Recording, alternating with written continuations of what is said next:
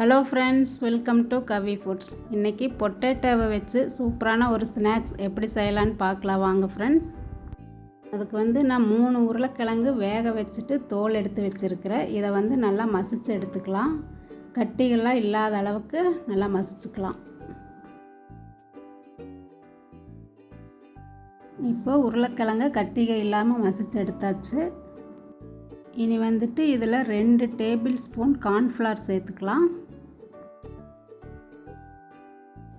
Cornflour சேர்க்கும்போது இந்த உருளைக்கிழங்கு நல்லா கிறிஸ்பியாக இருக்கும், அதுக்காக சேர்த்துருக்குறேன். இது கூட 1/2 டீஸ்பூன் மிளகாய்த்தூள், 1/2 டீஸ்பூன் கரம் மசாலா தூள் சேர்த்துக்கலாம்.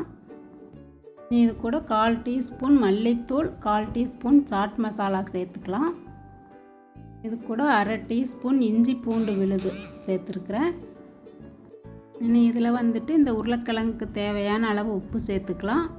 இது சேர்த்ததுக்கப்புறம் ஒரு பெரிய வெங்காயம் நல்லா பொடியாக நறுக்கிட்டு அதையும் சேர்த்துக்கோங்க. இது கூட மல்லித்தழை ஒரு கைப்பிடி அளவு பொடியாக நறுக்கிட்டு அதுவும், ஒரு பச்சை மிளகாய் பொடியாக நறுக்கிட்டு அதையும் சேர்த்துக்கலாம்.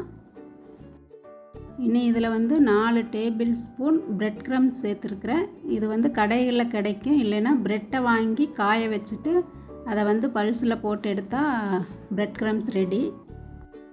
இப்போ இது எல்லாத்தையும் நல்லா மிக்ஸ் பண்ணிக்கலாம். தண்ணி ஏதாவது இருக்கிற மாதிரி இருந்துச்சுன்னா இன்னும் கொஞ்சம் பிரெட் க்ரம்ஸை சேர்த்துக்குங்க. இந்த அளவுக்கு இருந்தால் கரெக்டாக இருக்குது. இனி இதை சின்ன சின்ன உருண்டைகளாக நம்ம பிடிச்சிக்கலாம். இப்போ இதை உருண்டைகளாக பிடிச்சு எடுத்தாச்சு. இனி ஒரு பவுலில் 2 டேபிள் ஸ்பூன் மைதா சேர்த்துருக்குறேன். இதில் கொஞ்சமாக உப்பு சேர்த்துட்டு தண்ணி விட்டு கொஞ்சம் தண்ணியாக கரைச்சி எடுத்துக்கலாம். திக்காகவும் இருக்கக்கூடாது, தண்ணி மாதிரி கரைச்சி எடுத்துக்கலாம்.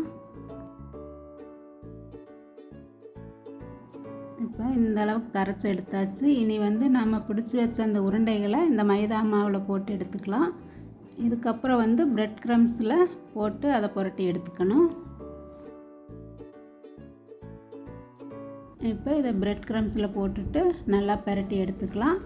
அதுக்கப்புறம் எண்ணெயை சூடு பண்ணிவிட்டு மிதமான தீயில் வச்சு இது எல்லாத்தையும் பொரித்து எடுத்துக்கலாம். தீ அதிகமாக வைக்கக்கூடாது, இல்லைன்னா உள்ளே வேகாது. அதனால் லோ ஃப்ளேம்லேயே வச்சுட்டு இது எல்லாத்தையும் போட்டு பொரித்து எடுத்துக்கலாம்.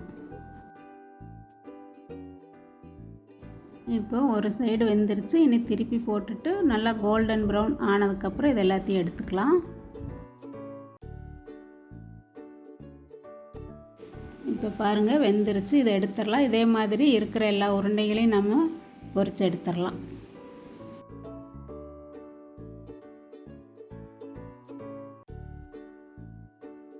ரெடி ஆயிடுச்சு. இது குழந்தைகளுக்கும் ரொம்ப பிடிக்கும். இதை வீட்டில் நீங்கள் கண்டிப்பாக ட்ரை பண்ணி பாருங்கள். இந்த வீடியோ உங்களுக்கு பிடிச்சிருந்தா லைக் பண்ணுங்கள், ஷேர் பண்ணுங்கள். கவி ஃபுட்ஸ் சேனலுக்கு சப்ஸ்கிரைப் பண்ணுங்கள்.